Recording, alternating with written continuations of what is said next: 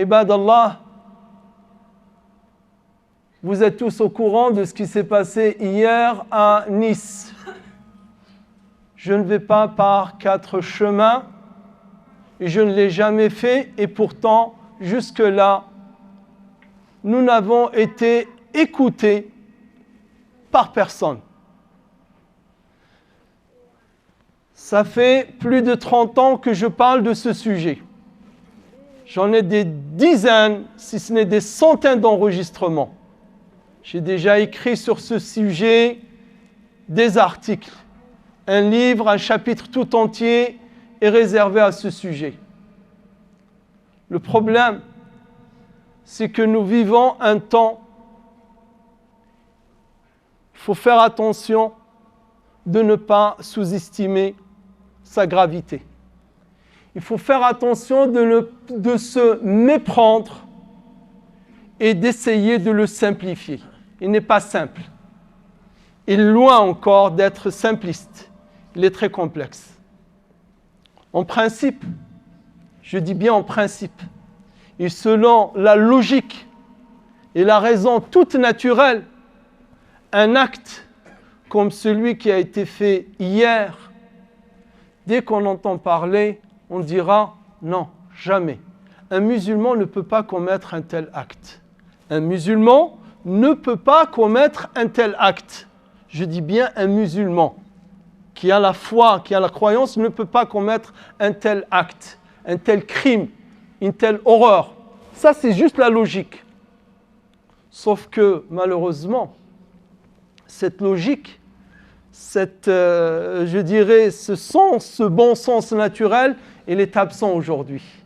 Car nous vivons bien ces prémices de l'heure de la fin des temps, dont le prophète sallallahu alayhi wa sallam nous en a parlé déjà il y a 15 siècles.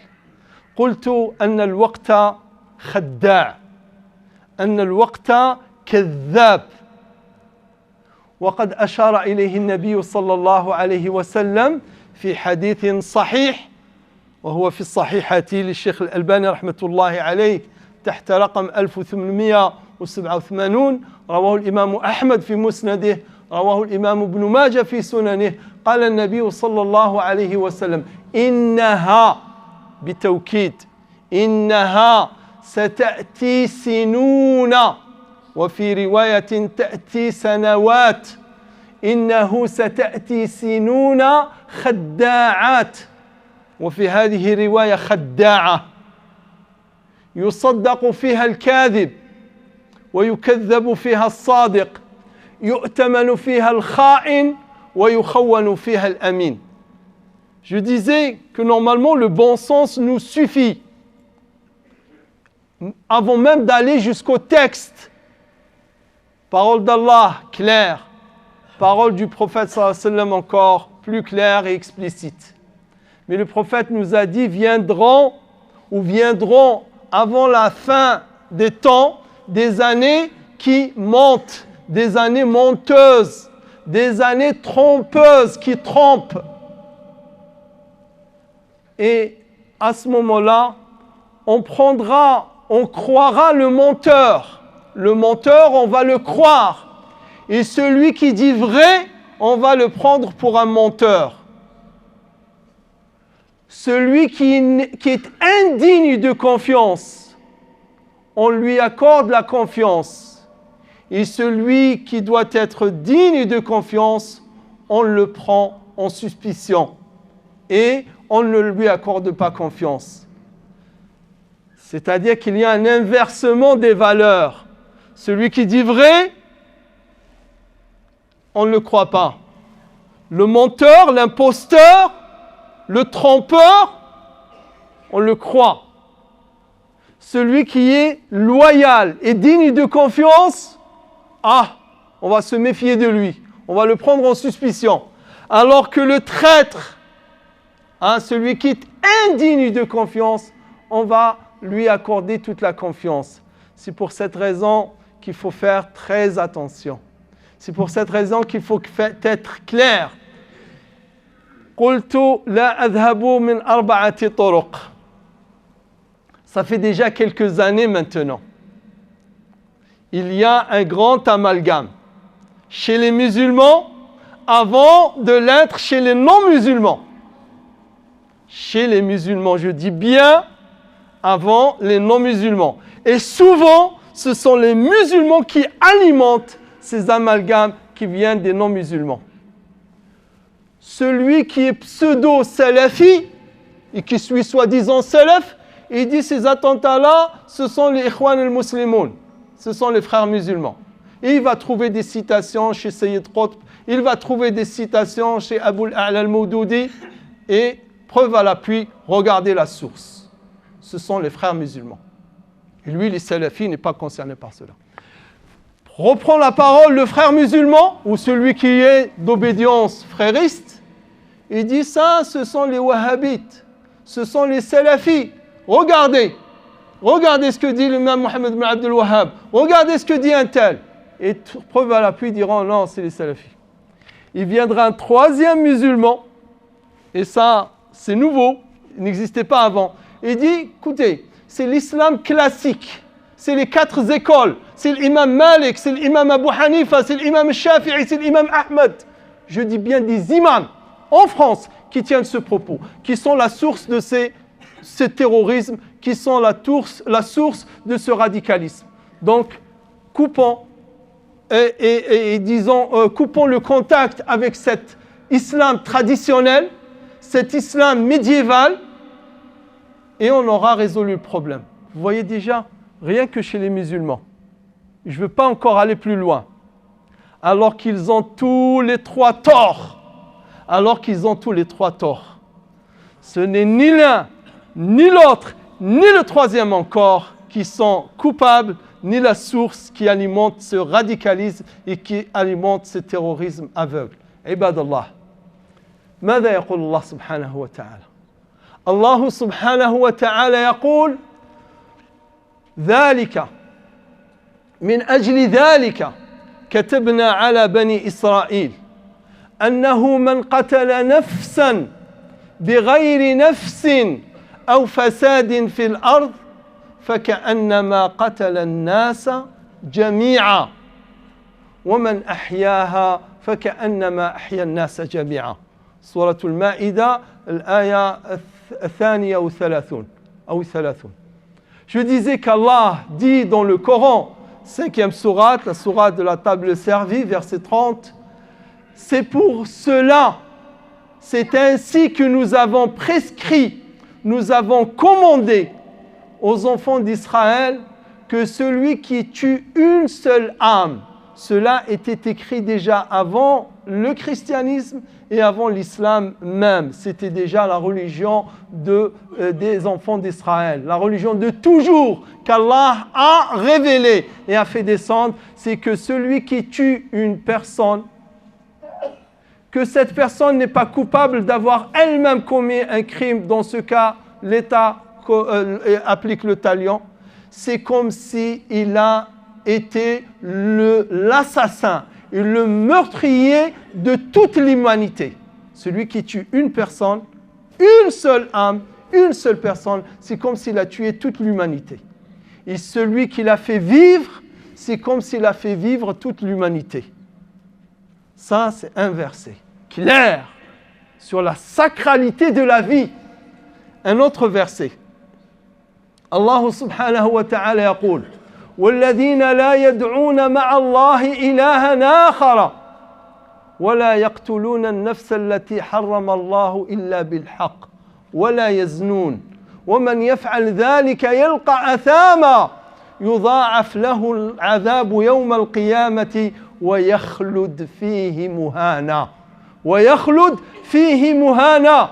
Allah, dans la sourate Al-Furqan, juste après l'associationnisme, juste après le shirk, en deuxième position de l'acte le plus funeste, de l'acte le plus illicite, l'acte le plus immonde, après le fait d'associer à Allah une autre divinité indigne, c'est le fait de tuer une personne. Allah Ta'ala dit, ceux qui n'implorent et n'adorent rien d'autre avec Allah, ils ne tuent point l'âme qu'Allah, ou la vie, ou ne porte point atteinte à la vie qu'Allah a rendue sacrée. وَلَا يَقْتُلُونَ النَّفْسَ الَّتِي حَرَّمَ اللَّهُ. Harrama, c'est-à-dire qu'Allah l'a déclaré sacrément inviolable. Inviolable. Et quand on vient au hadith du prophète sallallahu alayhi wa sallam, on trouve des hadiths d'une clarté sur cette atteinte à la vie, où le prophète il dit la zawalu dunya ahwanu inda Allahi min qatli damin ou nafsin muslimin. Il dit qu'il y ait des ordres dans ce monde, c'est-à-dire que ce monde-là, cette galaxie, cet univers soit totalement chamboulé, qu'il va dans tous les sens, est moins grave, alors qu'il n'y a rien qui reste après ça, que de porter atteinte à la vie qu'Allah a rendue sacrée. Le prophète sallallahu alayhi wa sallam, dans son dernier sermon à Arafah, il dit « Inna amwalakum haramun alaykum ka hurmati yawmikum hadha. Inna arwahakum wa dima'akum haramun alaykum ka hurmati yawmikum hadha. » Il a dit « Vos vies, vos biens, vos dignités sont sacrément inviolables comme l'est ce jour. » C'est un jour sacré, c'est le jour de Arafah. C'est-à-dire que le prophète sallallahu alayhi wa sallam, dans son dernier sermon, a mis en garde contre le fait de porter atteinte à la vie. Donc, après cela, est-ce que quelqu'un qui a une foi, est-ce que quelqu'un qui a une crainte d'Allah, est-ce que quelqu'un qui a un amour de cette religion, est-ce que quelqu'un qui a un brin de raison peut commettre cela? سأذكر لكم حديثا عباد الله واسمعوا جيدا وعوه جيدا. النبي صلى الله عليه وسلم قال لا يزني الزاني حين يزني وهو مؤمن ولا يسرق السارق حين يسرق وهو مؤمن ولا يشرب الخمر حين يشربها وهو مؤمن. سبحان الله. Écoutez bien ce hadith. C'est un hadith célèbre, connu, authentique, avéré, très important. Le prophète, il nous dit qu'au moment où celui qui est de confession musulmane, ou celui qui est musulman, ou né musulman, ou a grandi musulman, quand il commet l'adultère, quand il fait l'acte de fornication, pendant qu'il fait un acte de fornication, à ce moment-là, il n'est plus croyant. Et les savants, ils disent que la foi va sortir de lui et elle va rester en suspens, comme un nuage au-dessus de la tête d'une personne. Il dit au moment, le prophète, au moment où celui qui fait la fornication fornique, il n'est pas croyant. Au moment où le voleur est en train de commettre le vol, il n'est pas croyant. Et au moment où celui qui boit du vin, au moment où il est en train de le boire, parce que c'est interdit en islam, il n'est pas croyant. Et au moment où il s'accapare un bien, quand il spolie quelqu'un de ses biens, quand il s'accapare un bien dont il n'a pas droit, à ce moment-là, il n'est pas croyant. Rien que pour ces actes-là.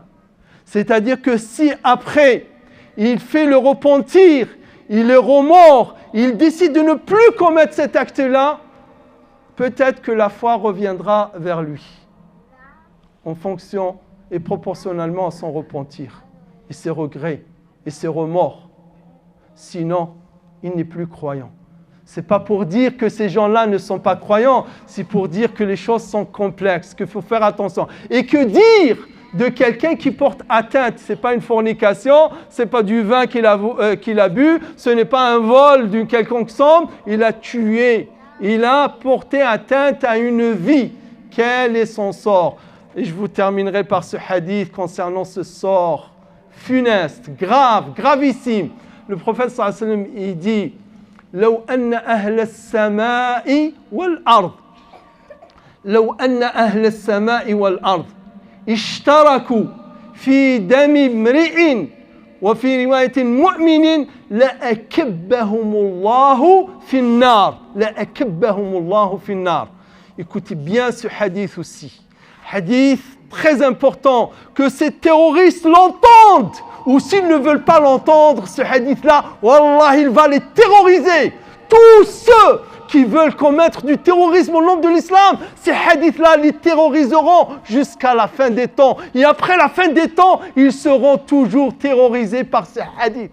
Ils ne veulent pas les entendre. Ils ne veulent pas écouter ce que dit Allah. Ils ne veulent pas écouter ce que dit le prophète sallallahu alayhi wa sallam. Ces hadiths-là les poursuivent. Où ils vont, quel que soit le nom qu'ils se donnent, quel que soit le lieu où ils peuvent se trouver, ces hadiths-là les suivent et les terrorisent. Le prophète, il dit que si les gens du ciel, c'est tous les habitants du ciel, étaient tous réunis, étaient tous coupables, et les gens de la terre aussi, tous coupables du meurtre d'une seule personne, Allah va les prendre tous, il va les jeter en enfer. Des milliards d'êtres humains et des milliards d'anges ou habitants du ciel, coupables de complicité d'un seul meurtre, Allah va les prendre tous et les jeter tous en enfer. Parce qu'il n'est pas permis de porter atteinte à une vie. Ça, c'est le prophète sallallahu alayhi wa sallam qui parle. J'ai parlé de l'amalgame des musulmans entre eux. Il y a un autre amalgame aussi grave, sinon encore plus. Quand de la bouche du chef de l'État, on fait un lien entre islam et cet acte terroriste.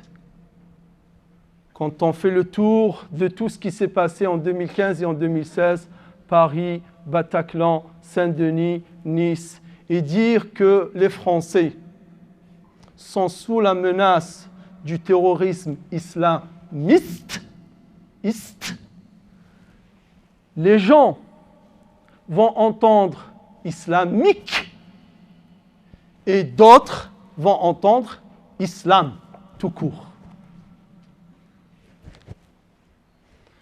À qui profite cet amalgame? N'ont-ils pas des conseillers?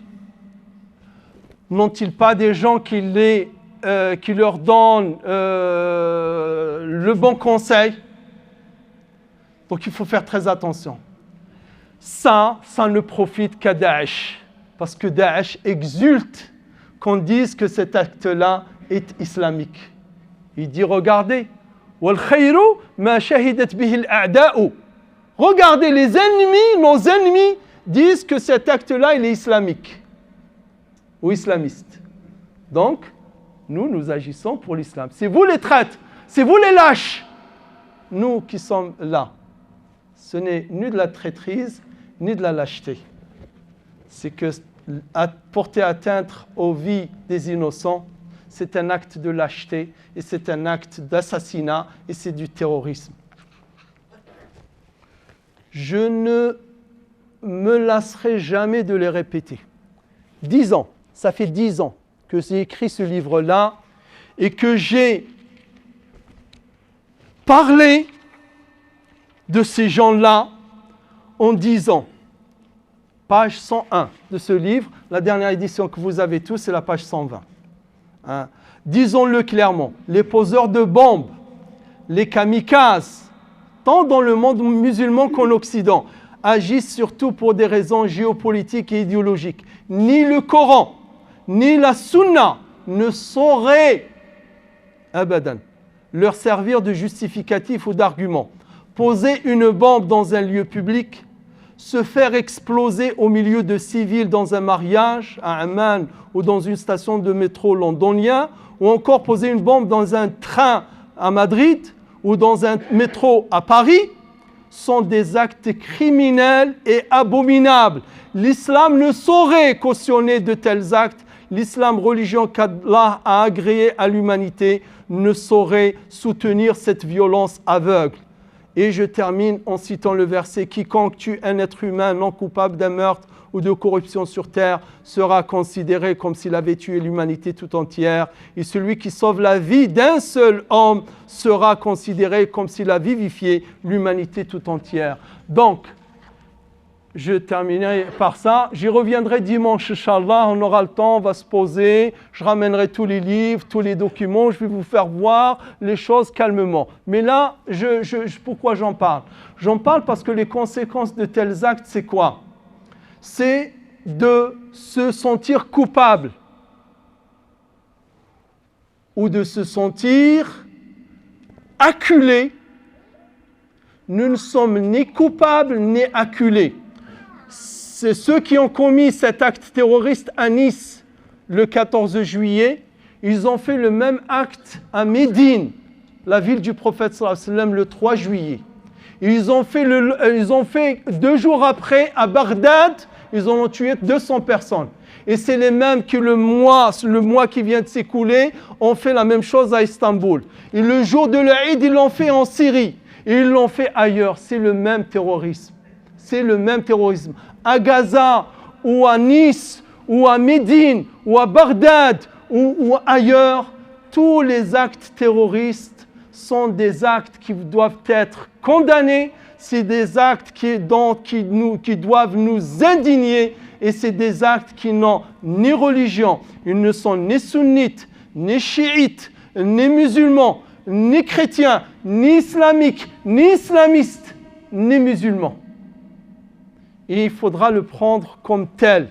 Les facteurs sont multiples et il faut faire attention. Qu'est-ce qui nous manque?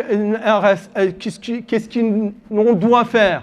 Ce qu'on doit faire, c'est de faire attention à ces jeunes qui sont manipulés. Aujourd'hui, ah oui, je ne l'ai pas cité ce hadith, quand même, hadith rapporté par l'imam Ahmad, Ibn Majah, il est dans Sahiha. عن أبي موسى الأشعري رضي الله عنه قال رسول الله صلى الله عليه وسلم إن بين يدي الساعة لهرجا قلت يا رسول الله وما الهرج قال القتل يقتل بعضكم بعضا حتى يقتل الرجل جاره وابن عمه وذا قرابته. Donc le prophète dans ce hadith, Abu Musa al-Ash'ari nous dit, une fois le prophète a dit, viendront avant la fin des temps, ils vont se proliférer les assassinats, vont se proliférer les guerres et les fusions, les opérations d'effusion de sang. Et là, Abu Musa, le prophète de dire, les uns tueront les autres, les uns parmi vous tueront les autres, au point où l'homme tuera son voisin, il tuera son cousin, il tuera celui avec qui il a une filiation, ibn qarabatihi, un proche. Les gens qui étaient présents, ils ont dit au messager d'Allah, les gens à ce moment-là, quand ils feront ça, ils ont la raison, c'est-à-dire ils seront sains d'esprit. فقال بعض القوم يا رسول الله ومعنا عقولنا, nos esprits seront sains et saufs à ce moment-là. Quand on fait ça, on tue son voisin, on tue son cousin, on tue son proche. Et le prophète de dire là, non. تنزع عقول أكثر الناس. Il dit que l'esprit saint va être levé. Les gens perdront leur esprit saint, perdront leur raison. Et il se propagera des gens des gueux qui n'ont aucune raison. C'est ce qui se passe aujourd'hui. Il faut faire très attention, faire des du'as pour que ce malheur, cette fitna, cette sédition, cette épreuve cesse et que la rahma revienne. Mais aussi, faire attention autour de vous. Il n'y a personne de Ben Laden à Abu Mus'ab al-Souri au truc de Daesh, Abdel Qadir al-Baghdadi, ce sont tous des criminels. Je le dis bien, ce sont tous des criminels parce qu'avant de tuer Paul, Jacques, François, Martine, Élisabeth. Ils ont tué des Mohammed, des Abu Bakr, des Omar. Ils ont prononcé des fatwas contre Ibn Baz, contre l'Uthaymin, contre l'Albani. En Algérie, ils ont tué 75 imams. Et ailleurs, ils ont fait aussi, et pas plus loin que la semaine dernière, la bombe qui a explosé à Médine. Et dans les mosquées, dans la mosquée en Arabie Saoudite, des gens rentrent en armes et mitraillent, comme ça a été. Ils ont voulu exploser la plus grande raffinerie au monde de pétrole. Ils voulaient faire un carnage que l'histoire n'a jamais connu. Tout ça, c'est écrit, c'est tracé, les dates, les lieux, les personnes. Donc, qu'on arrête les amalgames, qu'on laisse l'islam tranquille, qu'on laisse l'islam tranquille, qu'on ne cherche pas un bouc émissaire en islam. Nous, les imams, nous vous avons avertis, nous n'avons cessé de dénoncer. Nous n'avons cessé de dénoncer ces criminels. Mais si à chaque fois nous baissons de leur légitimité, vous venez derrière nous leur donner de la légitimité en les qualifiant de musulmans. Contre qui nous combattons? Contre Daesh ou contre vous? Et nous vous combattrons tous par la vérité. Et la vérité, c'est la parole d'Allah et la parole du prophète sallallahu alayhi wa sallam. Que ça soit clair.